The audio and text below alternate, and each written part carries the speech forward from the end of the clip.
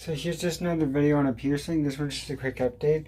So about a week ago I got this flat piercing up here. So this is a short little 2-3 minute update on the experience of it so far, everything that's gone into it, like the healing, the pain, all that. So if you have any questions also, feel free to let me know in the comments. Here it is. So the first thing I noticed about the flat piercing was I read a lot of comments online saying like it was painful. But what I did is I got 3 in one day, so I got the tragus, the conch, and the flat all at the same time. But I read like the conch was the most painful, so they started with the conch, but surprisingly I didn't feel anything except the tightening of the jewelry. But this is about the flat. So the flat they did second, because they're supposed to start with the most painful one and go till it's least. So when they did the flat, it was just really quickly done. Like I was expecting like a lot more, considering like how thick that part of the ear is. And it's like placed like in like a really good spot. Like I wear hats and all that, so I can still wear hats based on where it is. Like if I had like a normal helix, like I wouldn't be able to wear like hats and toques and all that.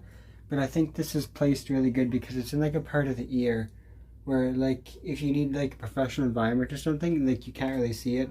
But yet if you want to show it, you can. There's a lot of jewelry options.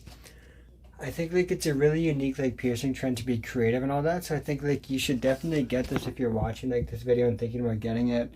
The pain is very, very low. Like, and the healing process is great. Like it actually barely gets caught on anything at all.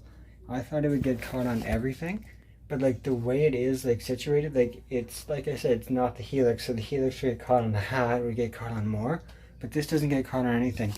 And you can still wear headphones with this. It's just tragus and conch that kind of limit headphones, but this is pretty decent. Like it's in a spot where the only problem you might have is over the ear headphones, like big studio headphones, but other than that it's pretty good. But some advice that I would give you if you're going to get your flat piercing is if you work out a lot, wait like a few days after, because like the sweat can just irritate it and stuff. Another thing is of course clean it 2 to 3 times a day. Like clean it based on how much you need to, like until it's fully healed. If you get it done at like a reputable place, they should give you like a spray, like a saline solution or something, and then just spray that on and then like clean off any like dirt around it and all that type of stuff. And another thing though about the flat is something really nice about it. Just there's a million different ways to style it. Like I just started with like the single flat piercing, but I've seen online, like if you Google like flat piercing inspo, or you go on like Instagram or whatever and type it up, you can see people get like doubles or triples, and there's so many different like types of styles of jewelry you can get for it. Like I've seen some really cool ones of like stars and stuff. Like for my double nose here, each side has like a star in it. So when this heals, I would think of doing like a star or a moon or something really cool. Like this ear here is like a galaxy. It's like a planet with a galaxy pattern on it.